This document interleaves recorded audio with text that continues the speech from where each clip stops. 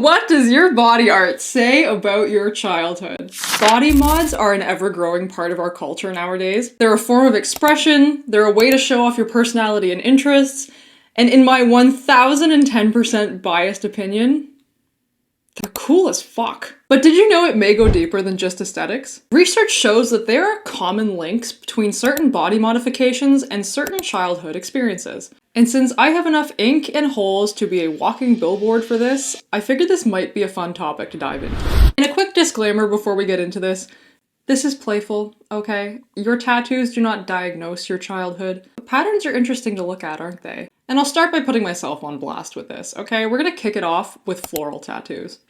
Research shows that nature imagery such as floral tattoos frequently signals eco-identity, storytelling, and links to a childhood that is closely intertwined with nature and caretaking. And it actually didn't even click until I started researching this. I'm a nurse, covered in floral tattoos, which feels very on brand for this.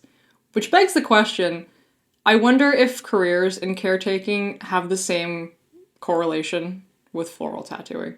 Because I think if I were to survey my coworkers alone, I think we may have some statistically significant amounts of floral tattoos. So that tiny rose of yours might mean that you're someone who cares a lot for other people. Maybe you're a soft romantic. Maybe you're a plant whisperer. Maybe you're just someone who loves sunlight. Alright, now that we've dove into floral tattoos, I have several more archetypes for you. We're gonna dive into what the research suggests all of these common types of tattoos mean. And at the end, I'm actually gonna be diving into another archetype, the person who doesn't have any tattoos at all. So if you're a bare-skinned baddie who is watching this episode, don't worry, I didn't forget you in this. We're talking about you too. But before that, I'm gonna get into the tiny script tattoo. The little quote on your wrist, the phrase that's inked along your ribcage, or that date that you have in delicate cursive that has a lot of meaning to you. Research on tattoo motivation shows that text-based tattoos are one of the most common forms of memorialization and identity declaration. Translation? You're a meaning person. You don't just like certain things. You assign a lot of significance to them. You probably journaled. You probably had a Tumblr phase. I know I did. Or maybe you're one of those people who's saving screenshots of quotes you really love at 2 in the morning when you should be sleeping. And if you grew up in a home where words mattered, whether it was faith, poetry, or emotional expression, it makes a lot of sense that you would literally put that language on your body. Because it had a lot of meaning to you, it had a lot of significance. You don't just get tattoos, you archive chapters. Okay, let's talk about the full sleeve. Or the curated collection. This is a project tattoo, and I honestly don't think there is any better word for it, because if I were to look at my own arm, it has been a hell of a project for sure, and it is definitely not done. And it was not something that I went and got all in one go. It wasn't something that I even had all planned out all in one go. It's something that you kind of piece together over time and add things to as you feel it's correct. Research on narrative identity shows that large cohesive tattoos often function as a visual autobiography, which means that you didn't just wake up one day and randomly cover your arm. You built something over time. People with large-scale tattoo work often score higher on identity expression and autonomy. In childhood terms, you either had high expectations placed on you, or you realized very early on that you wanted to clearly define yourself. That sleeve isn't impulsive. It's curated. It says, this is who I became. And I feel like personally I can relate to that a lot. It's something that you build over time in order to express who you are and share your identity. And it was an interesting feeling as I got older and added more to this and just added more tattoos to my body in general. I don't know that it's very correct to say that it didn't feel like my body was mine, but when I was completely bare-skinned and I had no tattoos on it, there was always this sense of something was missing. Something in who I thought I should be, something that felt correct to me and felt in line with who I was on the inside. And I remember I had a moment as an adult where I looked in the mirror, and I'm kind of covered in all of these tattoos now, and I had that feeling of, that was it. That was the thing that was missing. It felt like my inner identity now matched my outer identity. And I'm sure a lot of people with either very large amounts of tattoos or just a very large cohesive piece can maybe relate to a similar feeling, that it feels like your inner identity is now on your outward self, and it just gives you this sense of alignment that feels so good.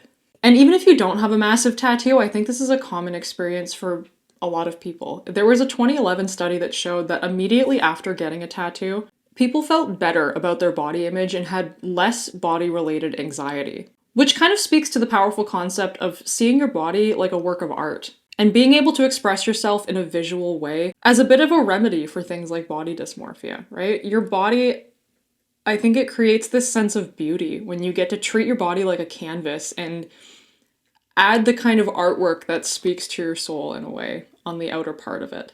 Okay, now let's address the one you got when you were 18 years old.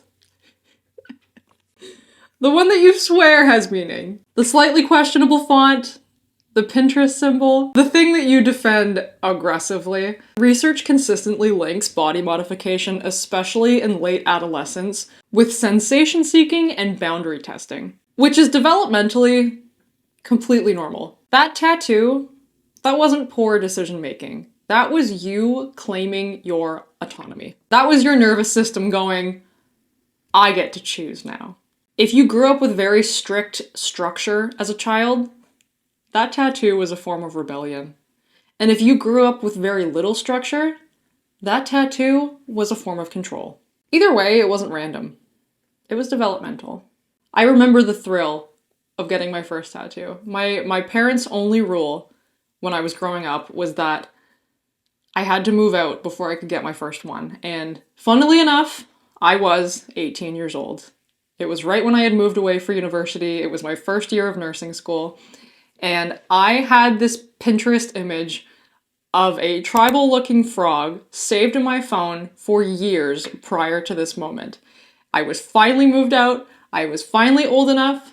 And you can bet your ass I got that tattooed on me as soon as I possibly could. And the thing is, if you were someone who got a tattoo at 18 years old and you find yourself regretting it in a way, or maybe wishing you hadn't done it, I heard a very interesting way of thinking about this that I loved. Gemma, the host of The Psychology of Your 20s, did an episode on the psychology of tattoos, and she talked a little bit about tattoo regret. And the way she worded it was thinking of your tattoos like scars. Even if you regret it, it's one of those things that creates a direct line between you and a past version of yourself. And I think thinking of it like a scar is kind of a interesting way to look at it. And I actually really like that framework because I find it's not something that you regret so much or have all these negative feelings towards. It's a memory of who you once were and something that you once went through and something that once had a lot of meaning to you. Now let's swing into the other direction. We're bringing it down to the micro tattoos. That tiny dot, that single line, that almost hidden symbol on your ankle that people rarely ever see. Minimalist tattoos tend to be chosen for privacy, aesthetic restraint, and personal meaning over public signaling, which usually means you're selective. You don't need the room to understand it, or even see it in some cases. It has meaning to you, and that's what matters. People who grew up in more conservative or structured environments often gravitate towards smaller, more discrete pieces. Not because they lack personality, but because they prefer a type of controlled expression. Subtle, intentional, strategic. That kind of, if you know energy. Now, let's talk about the memorial tattoo. The date, the name, someone's handwriting, the angel number. Research on memorial tattoos consistently shows that having some type of memorial tattoo function as a continuation of a bond, which basically means you don't just lose people, you carry them with you. And in this case, you carry them permanently. If you have one of these, you are probably someone who feels very deeply. You don't process grief by just moving on. You process it by integrating it. Speaking in childhood terms, if you were exposed to loss very early in life, or if family bonds were really central to your identity, it makes sense that you would mark it. It makes sense that you would want to carry these very meaningful things with you. For you, your tattoo is not aesthetic. It's ritual. It's an attachment that didn't disappear. It just changed to a different form. And then there's the person who would never get a tattoo ever in their life. The hard no people. The people that you would never find putting any sort of ink on themselves. I told you I didn't forget you. And I wanted to include you because you are just as interesting as all of the other archetypes of this episode. Because you not having or wanting any tattoos doesn't mean you're boring. It means that you value stability, predictability, long-term thinking. You don't need permanence to prove your identity. You're comfortable with it internally. And honestly, that's powerful in its own way. Your rebellion may show up in a completely different way. Maybe spreadsheets instead of full sleeves. So what does your body art say about your childhood? Maybe more than you thought? Maybe absolutely nothing. And maybe it just says that at some point in your life, you wanted to mark the moment. Claim autonomy, hold on to someone, express something that you couldn't quite find the words to say out loud. Research shows patterns, but people aren't statistics. The same tattoo can mean rebellion for one person and remembrance for another. The point of this episode is not to diagnose yourself, it's just to get curious. It's interesting to look at patterns of